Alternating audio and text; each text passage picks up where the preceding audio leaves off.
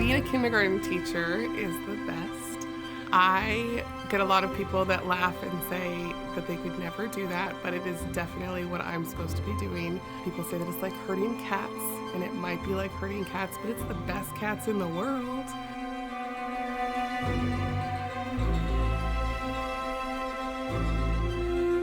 When kindergarten used to come to library, it would be like, okay, is there any loose materials out? Like, are we safe?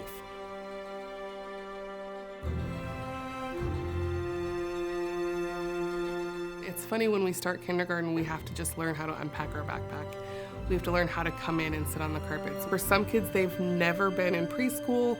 They don't have any experience in a situation where there's 20 or more other children. And I found that I was spending so much time deciding for them that I wasn't giving them any opportunities to learn how to be someone's friend, to learn how to be quiet sitting next to someone, to learn how to engage with other students in a meaningful way. When I think about students coming to me in a dysregulated state, rather than assuming they're all coming to me regulated and ready to learn, I make sure that we build the time to regulate together so that we really can spend the day learning.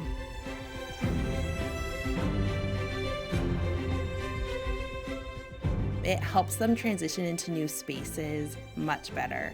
They come in, they're ready to learn. It's been a really nice progression over the years as Dawn has become more involved with neural ed and kind of understanding what developmentally a 5-year-old should be able to do on their own, and she really helps them get to that place where they can do it on their own.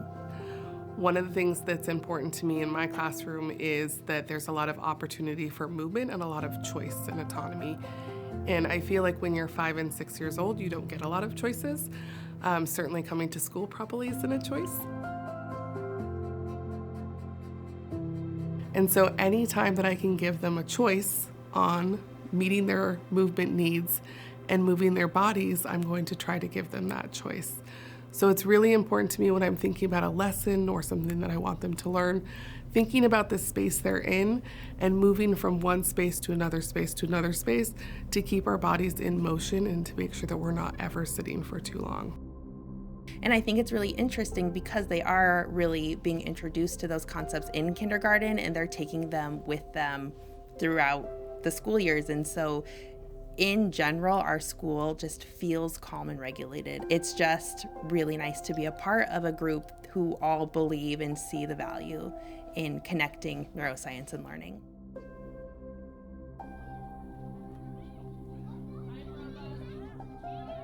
Neural education changed everything I do because my neural lens has continued to grow.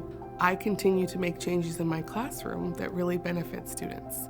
I think about behavior as communication, and that my students are really trying to tell me something. It makes me more curious and more willing to change things that I've set up in my classroom to help them be more successful. And so for me, it's been a shift of not really about the kids, but about what I'm doing to help them be successful.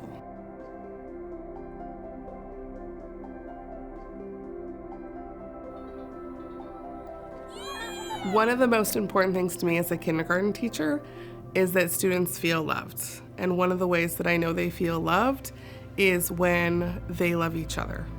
And the oxytocin in our classroom is evident in the joy that you see, the laughter that you see, in the community you see, and the way that we are all friends in kindergarten.